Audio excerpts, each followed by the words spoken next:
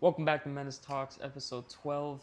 I'm Jared, here with my co-host. I'm Gabe. And today, we're going to be talking Fight Night coming up, also other UFC news coming up that got announced, some drama that happened, little things since, it's been a while since our last pod. But, we're going to talk about all that on this episode today. Shout out, episode 12. Episode 12. All right, let's get into it. Let me pull up the card here. I think this is a damn Steven Asplund. That's why is it shown as the main event? I think so far, I was going to say, what we have been seeing so far in the UFC is that a lot of these up-and-comer dudes are starting to beat these older dudes. Unless it's like, main stake at stake. Like Hamzat Chimaev, Sean Strickland, Ilya Taporia, Justin Gaethje. But like a lot of these young guys that the UFC are trying to prop up in the rankings are doing pretty well against these older fighters. But I think with Salkilld and Gamrot, man, that's going to be a tough matchup. We'll get into it. Now we're gonna talk about the whole card. We'll just kind of go through it. A couple women's fights on this. It is an Apex card, so you get what you get. Oh, you know what? Actually, before we even talk about anything. All right, guys. Before we continue, we do want to just shout out and recognize unfortunate, tragic news in the MMA community. We just want to shout out Alan Nascimento, rest in peace. Shout out to his team, his family, and we're trying to take this moment and pay our respects. Yeah, so starting out, we got Gigi Canuto versus Carol Ford. Two debut fighters. Two debut fighters. Wow. So, starting off the prelims. Brazil versus Brazil. Interesting. Really don't know much about them, but hey man, that's like Menace MMA, top MMA journalist. Top MMA. Actually, let me just skip a little bit. All right, so just looking at some of the fights on here, we do got some good fights. I feel like Louis Sutherland versus Jose Montana da Silva. Did I say that? Did I say that right? Yeah, you got that. Sutherland, he was one of Walker's victims, and last W against Tuivasa. And then his last one was beating Tuivasa. I think that was when Tuivasa tried to come back to the UFC after a long layoff. May 2nd, 2024. Yeah. So, is that win really, that impressive with how Ty is looking now? Hey, we're gonna see, because Ty Tuivasa versus Rebellious to Spain. You know what I mean? We're gonna see if Ty either gets back on track or Spain is ready to make his UFC run. What do you think, man? Definitely prediction. Well, we'll talk about that. Save it for the pod, bro. Let's save it for the pod. But yeah, that's definitely gonna be especially with the heavyweight. I feel like heavyweight, there's been some good fights in the heavyweight division lately. Like especially not even ranked fights. Like a lot of the non-ranked fighters. It looks like a lot of a lot of people who naturally or who always push to be a light heavyweight is moving up. Yeah, like Rakic. I think it was the thing. Alexander Rakic. Yeah, Alexander Rakic. I would say right now, for me, the most exciting thing in heavyweight is probably Walter Walker. Yeah. You know what I mean? He keeps doing his thing. Yeah, he keeps doing his thing. He's entertaining. I would say outside of the fight game, it's probably the hardest thing to still be entertaining your fans and I guess the masses, the casuals, and he does a great job of just making funny videos and just being himself. And I think that's all you can be sometimes in the game. And it's always fun to watch his submissions. Yeah, with the legs. It's crazy, man. Yeah, man. So the featured prelim, we got Menace MMA supporter, the first supporter. Shout out to Steven Asplund, bro. Steven Asplund versus Guillermo Pat. All I'm gonna say, bro, Asplund got this lockdown, bro. Like no doubt about it. My boy's about to go in there it's kind of crazy though. He's a -300 favorite. Who, Asplund? Yeah. Okay. I mean, he deserves it, bro. I mean, I think he's probably one of the most promising prospects we got in the heavyweight division. For sure. He's very impressive, and even his last fight was a loss, but it's still It was a great fight. It was a dude. great fight, and like it's funny. Opponent. There's only a couple like Nate Diaz during his UFC run. It's like even though when he would lose, the way he would act and stuff, it wouldn't feel like a loss. You know what I'm saying? Or like the way Nate he would Diaz, fight too. The way he do a would good fight, like against Leon Edwards, like the fact that he Yeah. did that in the fifth. Like, Nobody You would know? have predicted that, bro. No, After so- like 4 rounds of Leon dominating, like Yeah. to Nate Diaz just rocking him. And that's how I felt with the Steven Asplund fight. I'm like, all right, they won. I mean, I don't think it was a robbery. I think he did lose, but also I think it was just It was an entertaining better. fight. Yeah, the it better was man an of the entertaining night. fight. But I really like this fight going into it. Boy, Steven Asplund, man, gonna go in there, take names, baby, take names. Yeah, I want Steven Asplund to get a performance of the night bonus, man. For sure, That'd be man. dope. 100K. 100K for 100K. Steven Asplund. Yeah, shout out Steven Shout Asplund, out man. Steven Asplund, bro. Yeah, then we, for the main card kicking off, we got Billy Ray Goff. Funny ass name. Billy Ray Goff. Sounds like an artist. Versus Ty Miller. Yeah, welterweight. Okay. Ty Miller 7-0, no losses. Any of these dudes came off a contender series and Yep. okay. I think that. Oh, no, I don't know. How old is Billy Ray Goff? Yeah, the UFC website. You would think they would show us, and make it easier. Really don't, bro. They really don't. 28. Yeah, he's young. He is Still young. in the fight game. Something. But I think this is gonna be a banger. 7 wins by knockout for Billy Ray Goff, and I think Ty Miller, Wow. if I'm not mistaken. Dude got Billy Ray Goff as the big favorite. Yeah, he fought Fugit. Interesting. I remember that. I remember that fight. Yeah, he knocked him out. But yeah, no, I think Ty Miller he looks pretty good in this coming up, and I think he's gonna get the win tomorrow. Oh shit, never mind.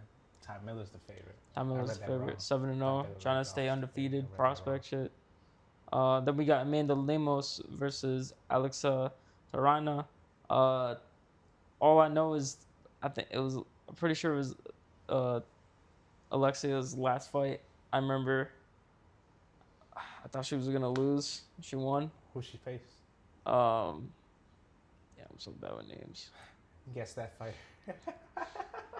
Shit, bro. Guess that Oh wait, fight you know what's right funny? now. Because she fought. I remember she beat Molly Right. McCain. Oh, Then okay. She beat. Look at me. Yeah, it was that fight. I forgot she fought 2 times in between that. Wow. So, but she is on an impressive streak, and she does look pretty good. Like the way she I would fights. say the last time I saw Amanda Lemos, I forgot who she fought. To be It was honest. I don't think she fought for a minute. It was a loss. They said it was a loss. Yeah, but Okay, I when was guess it though? Julia Robertson. Oh, it wasn't 2026. I wonder if that was a March. decision Oh. or that was like a 3-round. Yeah, it was I a think- decision. And Yeah. then she fought Tatiana Suarez. Right. Yeah. I mean, she's suffered a couple losses. She's on a 2-loss streak right now. She does have a win over the current champ though, in Dern. Yeah, but like, I feel like I don't know, man. I feel like Mackenzie Dern. She's a good champion, but like, definitely Wei Lee's about to get that strap back. I mean, Or Tatiana Suarez is low key on the verge too.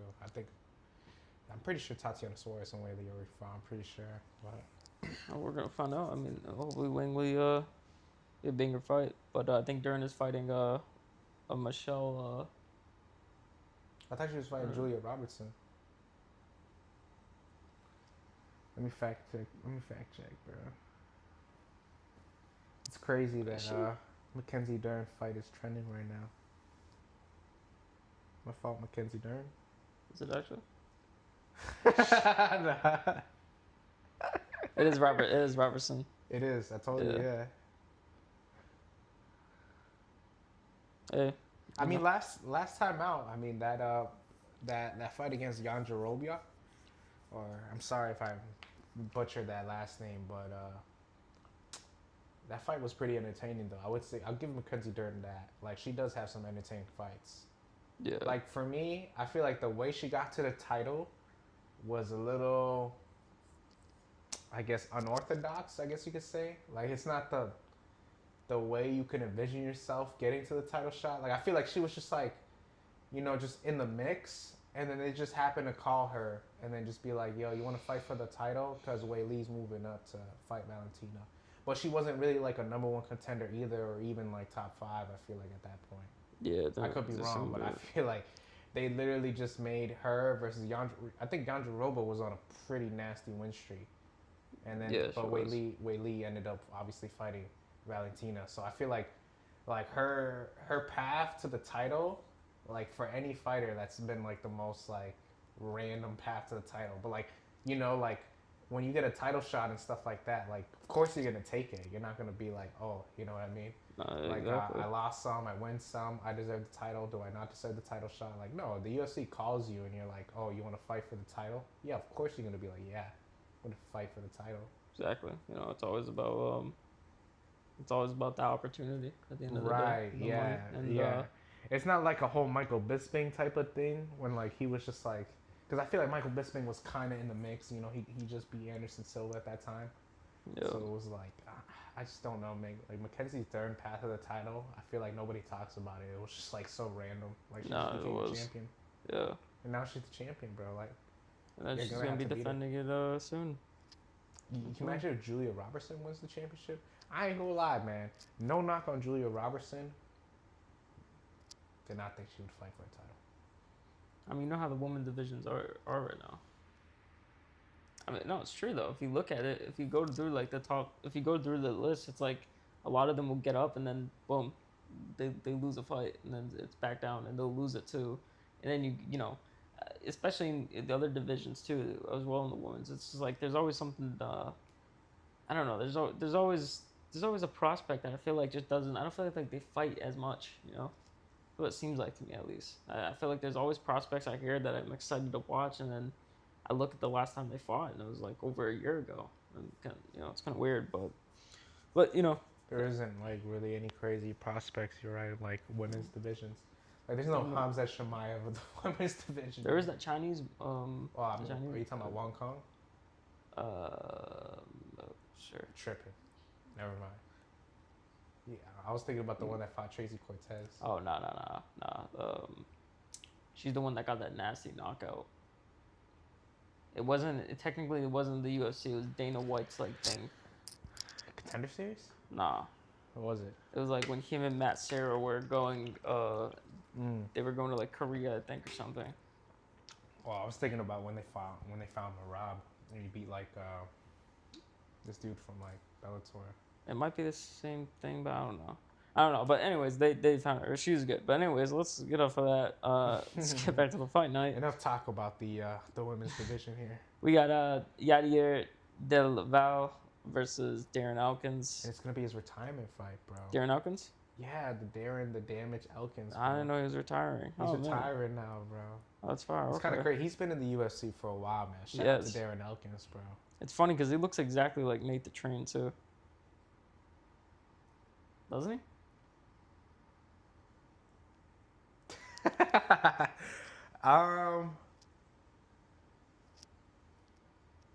We'll let the comment section decide that. I don't know, man. I feel like I give my man Darren a familiar face. I feel like he looks like. Nah, I don't see it, bro. I'm sorry. Oh, I see it. It's gotta be. What are you talking about? I don't know, man. I feel like that I can differ between the two, like between Darren and Nate the Train. I'm not saying they're twins, like identical twins. I'm just saying they kind of look like. They kind of look alike. That's all I'm saying. I mean, they fight alike. I would say they both ready to bring the fight, bro, for sure. Yeah. Both got brain damage. Probably. I mean, hopefully not, but I'm surprised I'm pretty sure this is at the featherweight division, right? Yeah. Yeah, I'm surprised these dudes haven't fought each other too, which is kind of crazy. I mean, granted, like Darren Elkins, like he wins some, he lose some, he wins some, he lose some, but like, man, that dude's always bringing the fight, bro. And now let's see if he brings the fight in his retirement fight against he definitely is. Yadier Del Valle. This dude's kind of 10-1, 10-1. Yeah, Cuba. Dude, they're trying to. I know they said they weren't giving Darren Elkins an easy fight, but like, damn, they show no mercy in this company, huh? Listen, man. I mean, when you're 10-1, I mean, he did lose to Jordan Levitt his last time out. Oh, And Jordan Levitt, I mean, Jordan Levitt is he is like a sneaky kind of grappler kind of guy. was that But Levitt's debut at 45? nah, I don't think so. Or no, did he win? I thought he lost his debut and then he won his second fight. Might be Maybe. right. But anyways, he did get that. That was decision loss. But going back into it, fighting Darren Elkins, it again, it's gonna be kind of like I feel like Darren Elkins is gonna have that attitude of what happens, and he's You gonna think go so? in there and You put. think he's just? I mean, yeah. I think he's it's gonna your try to put a retirement show on. fight. I think he's gonna put a show on. And I hope he wins, bro. I hope he does too. Whenever there's a retirement fight, Yeah, you always want to see a good retirement. I don't want to see like, And Anthony Smith. yo, let's take a little bit of time to say, yo, Anthony Smith, man, we advocate for mental health for sure, especially amongst fighters. Yeah. Well, hopefully, hopefully everything works out in the favor of whatever the situation was. But I think if some people can't handle some alcohol, then they shouldn't drink. Yeah, Pretty fair. so that's a fair statement. Yeah, man. So then, moving on for the co-main. Wow, I'm sorry. This is the co-main. Yeah. Diego Ferreira versus Billy Quarantillo. When we're talking about retirement fights, I'm pretty sure Billy Quinton was Cub This was Swanson. his last fight? No, this was Remember Cub Swanson fought him for his last fight? Cub Swanson got the win? No, I thought Cub Swanson fought Nate the Train. Then this was Cub Swanson beat him the fight before then. Might have been, yeah. It was the fight before, because I think it was like, or that's like when he announced like he probably has one more fight left or something like that. But yeah, they did fight. That was a good fight too, though. It was, but yeah, Billy Quarantillo.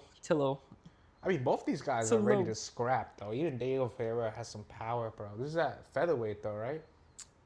Lightweight. Oh, So I think that's what I'm saying, bro. Because I know Diego Ferreira's a big boy, so I'm like, damn, there's no he's fighting at 45. Because I'm pretty sure the last time we saw Billy Q was at 45. He's a 74 reach advantage, Versus 4 inches over. Yeah, But I mean, is this Billy Q's first fight at 155? I'm pretty sure because That's what I'm saying. I don't think Cub Swanson wasn't. While can you check where the camera's still going? So I'd kill myself if it wasn't. All right. Oh yeah, I forgot. Quartillo fought Zalal 2 fights ago. Forgot about that. Fazlal? Yeah. Submitted him in the second. Yeah, I mean, with this fight, I think it really is gonna come down to they're both coming off a loss, but I think this is Billy Q's. It's either his first lightweight fight, or he might have had a couple of fights, or maybe 1 or 2 fights before. Maybe at like a catchweight or something. If I remember something happened one of his fights. Billy Q? Yeah. I think so. Yeah. So he looking at definitely that, fought a couple for catchweight fights, or not a couple, but I'm pretty sure. I'm pretty sure yeah. he did. It was but with this fight, I think it's gonna come down to who's gonna put more control on the fight. I got Especially, you. I think like, Fair. on I the think feet, Fair. like, Yeah, I think pressuring, Fair is gonna try to put more pressure on, and I think he's gonna try to keep him Billy Q on the outside. Try to get him to grapple. I feel like Billy Q has been a little bit chinny his past fights too, and I want to say moving up can do a couple things for you. Either you absorb that power more, or I feel like the people who are hitting you is like you're like, whoa, I've never felt this power before. You know what I mean? Yeah. I feel like it can go both ways. Like either you absorb damage better, or that damage is way too much for you. And I feel like Diego Ferreira hits really hard. So No doubt. I feel like in this fight, I don't know, man. I feel like, what do you think? I feel like Billy Q has always been like a pretty good fighter, but I feel like he's been like more of like a volume puncher, maybe not like a one knockout type of dude. But I feel like I've seen Diego Ferreira put dudes out cold, like out cold. You know Yeah, what I mean? and I think like you're saying, he has been chinny in the last fights, especially getting he was chinny against Swanson. I feel like that there knockout was bad too. Yeah. So Swanson knocked him out. there was something pretty sure he got pretty dazed and fight was all. That fight ended up going to decision, but or no, I think he got submitted. Got submitted in the second. But anyways, like I said, like saying, Diego he punches hard, so I think it is gonna be a Diego KO KO. knockout. Yeah, I feel like I might even put some bread on that. I ain't gonna lie. You know, put some on the Steven Asplund too. Low key. Shout out to Steven Asplund. Shout him out. Moving on to the main event of the card, we got Gamrot versus Salkilld. Salkilld. Bro, I can't say names. Salkilld. Quaylen. If you say it in like an Australian Quaylen accent. yeah, like I said, the Quaylen. Salkilld. So with this fight, we do got it is kind of a it is a vet versus a Young gun. young gun, young man. I feel like we've been seeing a lot of like the young prospects, and not in like when I feel like obviously like the title fights. I feel like with Justin Gaethje, Ilya Taporia, I feel like that was crazy because Taporia is kind of just hitting his prime. Yeah. Gaethje, we know he's definitely out of his prime, but the fact that he was still able to capture the lightweight title over Taporia, or we see Strickland defeat Hamza when Hamza we feel like is just entering his prime too as well, But I feel like when it comes to like what we just saw last week I should say with the co-main and the main event with Uros Metric and Daniel Rodriguez, and then you had Jan Blachowicz versus Navajo Sterling. I think the Blachowicz versus Sterling is a better example. Yeah, for sure. Because the main event was the guy that was in prison for 7 months. Well, I was gonna say D-Rod is pretty old though. Yeah, he's like 39, I think.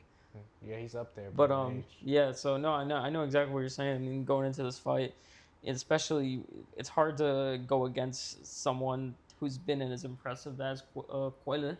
Can't do Australian. But I feel like Mateusz Gamrot too though has like he's fought the best of the best in the I'm a fan of Gamrot. I do see sometimes he gets hate from people saying that like, oh, he tries to keep him on the ground, whatever. But the thing about Gamrot, he's always trying to advance his position with ground strikes. He is. He's always trying to that scrambling when somebody's able to match him too is pretty. And so with this fight, I mean, to me it's weird because I seen Gamrot lose to Dan Hooker before. We all saw that, and to be honest, that was a close fight. That was. And I was gonna say when I remember watching that fight and just first watch, I remember thinking that Gamrot won, but I could see how they gave maybe the judge saw it to Hooker. Gave less of the control time, right. Gave it more of the damage because I remember in that third round I think that was like the close one or whatever. It was a good fight. No, it was, but looking back at it, and Dan Hooker is not. I don't think that's a good loss for Gamrot. With Dan Hooker. Paris, though. Huh? That's crazy though. That fact that they matched up Hooker with another prospect too, man. Like how they brought Michael Chandler in. We'll get to it. Just saying, man. They really hunted these prospects down. Yeah. But yeah, though. So Gamrot, I mean, I'm pretty sure. Yeah, the Hooker fight was 2024. Klein. Then he fought Charles Oliveira. Yeah, but I mean, you're fighting Charles Oliveira too. And oh no, yeah, definitely. It was crazy too though because I felt like that Charles fight when Charles came back, I felt like it was way too soon after that Ilya knockout. But I mean, he proved everybody wrong. No, definitely, and I mean, it's crazy too because like looking back, like Dariush got the win over him. Right. So it's like his losses are kind of weird. They're kind of like. But I feel like okay, so I mean, you look at his losses, or even he has a win over Armin, mind you, which is pretty impressive. Wait, I forgot about that. Right, yeah. I feel like you look at his losses, and a lot of his losses, I feel like, are dudes who are pretty good on the ground or who can hold their own. The thing with Quaylen is we have not seen Quaylen really be tested like that. Like Beneil, I feel like Beneil was too chinny to test him like on the ground. Like by the time Beneil did hurt him though, he dropped Quaylen though. Yeah. But by the time like it was time to get Quaylen on the ground, like I mean, he was able to find that shot to get him out. I think that was the thing where Quaylen, like you said, Dariush was too chinny for him. Yeah, we didn't really get to see too much grappling. I know he did get a submission win. I'm pretty sure, not like a couple fights ago. Right? Yeah, pretty sure he did. He I think it was the Australian card. Pretty sure. Let me double check. Yeah. When he fought Malarkey. Okay. He got the submission. So I mean, it was impressive, but it's like he fought Malarkey. dude's fighting Gamrot now, and Gamrot's no joke on the ground. I feel And like that's a huge jump. People bro. forget about Gamrot, bro. He trains with Dustin Poirier. That's that's a tough training partner right there. So it's like I think it's bringing American a lot of grit top to it. too. Like that's not a bad gym. Not a bad gym that's at one all. of the best gyms in the world. So I do like this. I honestly think, and this is how I said it before, but I think if we're talking about on paper or whatever, I think Gamrot gets this win. I think he'll be I think he'll get this win, and I think he'll even dominate. I think he'll have a 10-8 in this fight. That being said, right. I can also see Like Quaylen just like knocking him out, just catch it. Like I can because see it. we've seen Gamrot get hurt by like We've seen Gamrot get hurt, and we also only see Quaylen when he gets these knockouts. It's like these knockouts, they're set up perfectly. Like he sets up these perfect, like picture perfect knockouts. I would say this. I feel like this would determine the fight too. Like if Mateus Gamrot, like specifically his striking defense holds up throughout the fight, like if he's not able to get touched, like you don't see him get hurt, he's gonna win the fight. You know what I mean? I feel like eventually his wrestling, his pressure is gonna overwhelm Quaylen. But like you said, if Quaylen's able to find that shot and hurt Mateus Gamrot, it might be bad because that dude's a finisher too. It's gonna be bad. It's gonna be bad.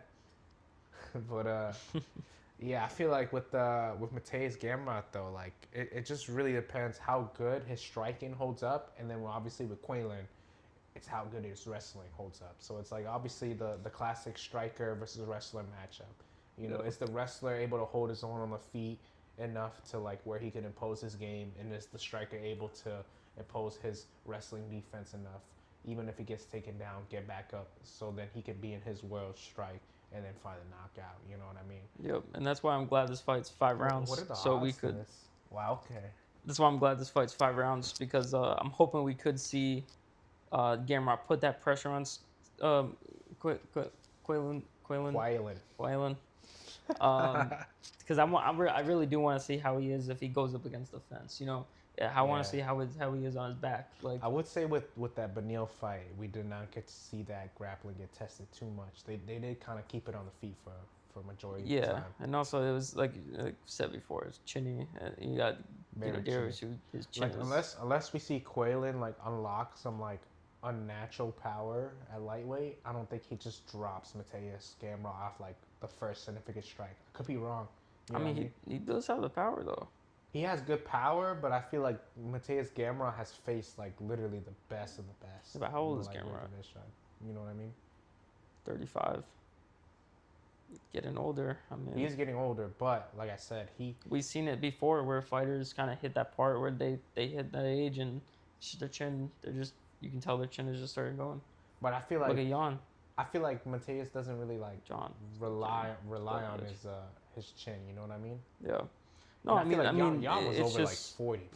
You know, he's like 41. I think he's 41 or 42. So like something crazy like that. Mateus Gamrot's 35, bro. Justin Gaethje just won the lightweight championship at like 37, 38. No, it's true. I'm just saying though, like I can still see it happening. We've seen it happen. Yeah, for sure. It's just sometimes it's one of the things that goes, and that's something that you can't teach. Yeah. It's like this. So basically, how I'm looking at this fight, I think Gamrot. I think he's gonna have his way with. I think it's gonna be a veteran win on this fight. You got Gamrot winning. But I think we got a menace agreement, bro. Agreement? Hey, if you got Gamrot feeling getting in this win, I was kind of going into this. I was like saying like, you know what I mean? I feel like we've been seeing like the prospect win a lot. This might be like the test that the UFC gives the prospect, where the test is just way too hard. I just feel like this is such a big jump up. Like even though it was Darius's last fight, it's also look at the Darius like that he fought. I mean, this guy got BSD.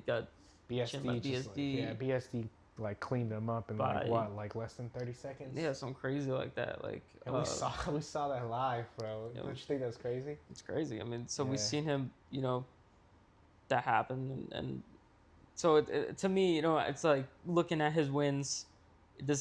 He hasn't fought anyone even close to the level of Gamrot. So I mean, this is a huge jump up. This is a huge jump up, and I'm excited to see it. I'm excited to see what happens. But I think Gamrot is gonna show that there is levels to this. And okay. Do you feel like he gets a finish? Do you feel like Gamrot becomes aggressive in this fight and tries to Nah, find a I feel like decision? it's Or you gonna feel like he be. tries to like edge out a decision win? I don't think he's gonna even try to edge out a decision win. I think it's just gonna be like a.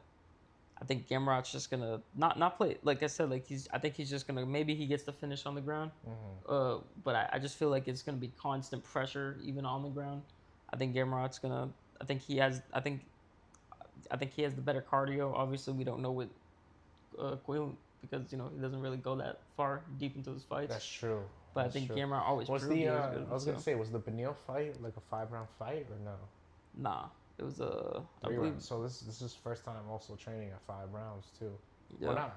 I mean, I'm sure like these fighters, like the thing is, like I get like when they say like, oh, it's the first time like the fighter's been like 5 rounds and stuff. But like a lot of these fighters, I'm sure they train for like cardio. You know what I mean? Yeah, he. You know? They fought at. Like yeah, I get it. This is their first time fighting at 5 rounds, but like I feel like these fighters simulate these situations before. There's like no way like they're gonna be like, all right, now it's time to train 5 rounds. You know what I mean? Yeah. Like Quaylen definitely knows what it's like to have his cardio tested out at a certain point. In terms of 5-round fight, no, because this is his first time fighting a 5-round fight. But I'm sure he's trained to the point where like he's tested his cardio. Yeah, but it doesn't even. Sometimes that doesn't matter when you got someone like Gamrot in front of you for 5 rounds straight. That is true. That's some adversity because even when you're training, there's always gonna be that. There's not gonna be that Gamrot who's Gamrot wants to just kill you. Yeah, I mean, Gamrot is. I would say, yeah, you do have a point where Gamrot is like your, I guess, good 5-round fighter, like somebody who has good cardio but is able to put the pressure every round. And he has a 5-inch reach advantage on. Quaylen? 4.5, but yeah, that's kind of scary.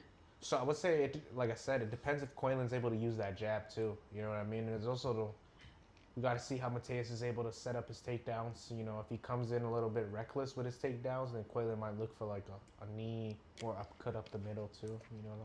Like the classic, striker defense for a wrestler. Just throwing up something up the middle while they come in trying to punish them. Can't wait for the fight, man. Everything, all that's possible. And, is this in the Apex? Yeah. Okay, yeah, okay. Apex fighting night. But man, we're gonna end the podcast here. Hope you guys enjoyed the podcast. Quick little podcast for y'all. Maybe for some of our viewers who maybe check out, quick sneak peek, which we still appreciate y'all. Maybe this one would fit a little bit better for y'all. Yeah, schedule. I mean, like it's just like we're still trying to figure out the time for us to record. We both got jobs. Blue collar workers. Blue collar workers out here. That's life. That's life. But yeah, Gabe, you wanna do a really quick prayer? Yeah, I do. All right. In the Father, Son, Holy Spirit. Thank you, Lord, for giving us another day, doing what we love, our passion, and giving us another chance to pray for you guys. If you guys are going through it, anybody, struggling with mental health. Obviously, we've seen a couple fighters going through their situations, and obviously, we want to take this time again. Shout out Alan Nacimiento, rest in peace. But thank you, Lord, for giving us another day of this beautiful life. In the name of the Father, Son, Holy Spirit. Amen. Amen. All right, guys. You guys check out episode 13. We'll probably have episode 13 be 3:30. The Philly card. Oh yeah, Islam, that's right. Islam Islam versus Gary. That's a pretty good card. So I heard there was rumors that Morales might be fighting on that card too. Very possible. Well, actually, no. I think he was just a backup fighter. Never mind. Scrap that. He was just a backup fighter. We'll find out. Maybe as a backup fighter, maybe Ian Gary pulls out. Never know. But hope you guys enjoyed. Leave a like, subscribe. Check out the Instagram. Check out Gabe's Instagram. Shout out to G Huerta 35. All right. Yo.